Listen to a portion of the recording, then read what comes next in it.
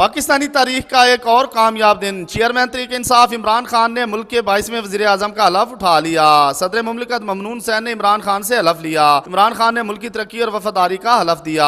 तमाम मुसल्लह अफवाज के सरबराहान, समाजी सियासी शख्सियात, गैर मुल्की सफीरों समेत वफाकी काबीना ने इस पुरवकार तकरीब में शिरकत की और इमरान खान को वज़ीर आज़म मुंतखब होने पर मुबारकबाद दी। तकरीब में ओवरसीज पाकिस्तानियों ने भी शिरकत की और मुल्क की तब्दीली और उम्मीदों के हवाले से चैनल 5 से खुसूसी गुफ्तगू की।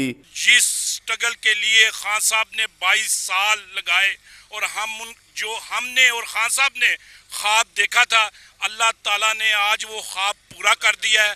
हमें पता है कि जी हमारा मुल्क अच्छे गुड हैंड्स में है। उसकी बागडोर अब उन लोगों के हाथ में है जिनके दिल में पाकिस्तान के गरीबों का, पाकिस्तान के हुनरमंदों का, पाकिस्तान के किसानों का, जिनके पाकिस्तान के मेहनत कश लोगों का दर्द है खान साहब के दिल में। So I hope, I wish him all the best and he does what he has been saying to us for all these years। और बाकी है कि पाकिस्तान जिंदाबाद। 22 साल की जो स्ट्रगल थी, आज अल्लाह ताला ने उसको कामयाब बनाया। हमारा पूरा पाकिस्तान इंशाल्लाह ताला तब्दीली का नारा लगा रहा था, अभी इंशाल्लाह ताला तब्दीली आ गई है। इमरान खान मुल्क के वज़ीर आज़म बन चुके।